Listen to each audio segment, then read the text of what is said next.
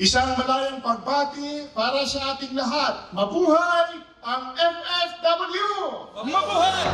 Ang araw ay ika-75 anibersaryo ng Federation of Free Workers.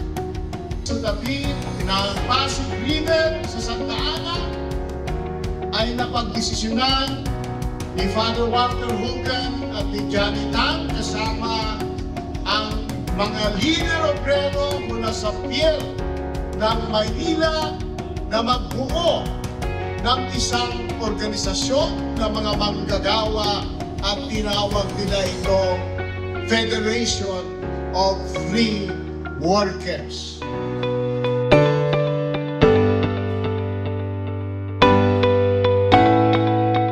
Yan, yung pong ating anniversary theme na Community Union Power and Solidarity, Pursuing Climate Action and Defending Workers' Rights in the Digital Age. Marami tayong mga accomplishments sa loob ng 75 years.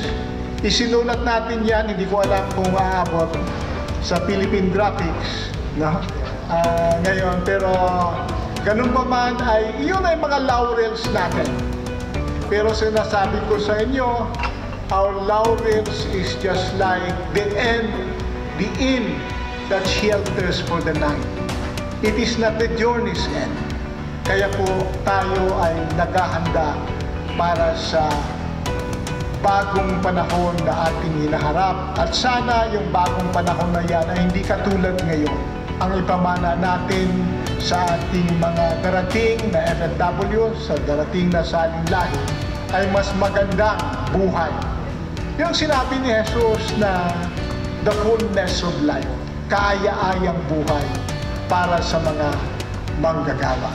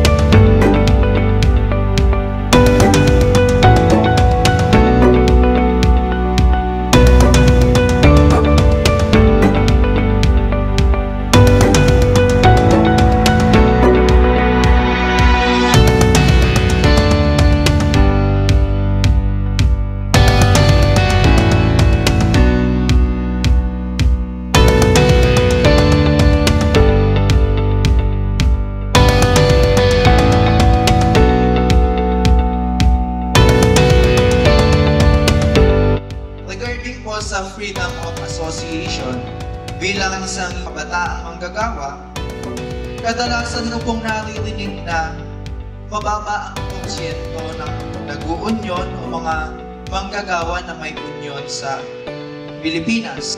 At ano ang ginagawa o hakbang ng iba't ibang samahan ukol dito? Masasabi po ba natin na sa kasalukuyan ay may progreso? Progreso ba sa pag-promote at pag-empower ng Freedom of Association sa Pilipinas? Dahil kagaya nga po kanina, nabanggit na isa tayo sa 10 worst countries for workers.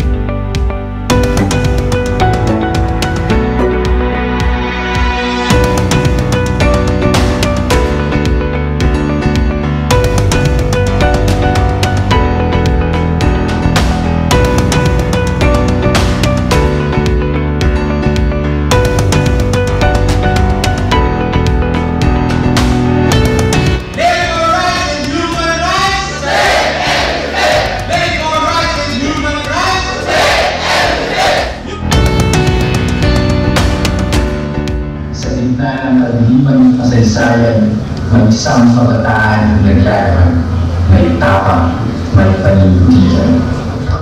Ang tunay na bayani ay ang hindi sumusunod. Malayang manggagawa, tayo ay magkaisa. Free workers, malayang manggagawa, tayo ay makibakan. Sa paglipas ng panahon, butil na tinanim ay lumahon, at ikaisahan hanap sa bagong hamon, ang hamon ng globalisasyon. Kaya't tayo'y dapat pagmatuloy, ang lakas natin ay dadaluy, sa planta at pabrika, ngayon at pamayanan, ang unyon ay gawing kilusan. Free workers, malayang manggagawa, tayo ay magkaisa. Free workers, malayang manggagawa, tayo ay makibakan. Free workers, malayang manggagawa, tayo ay magkaisa.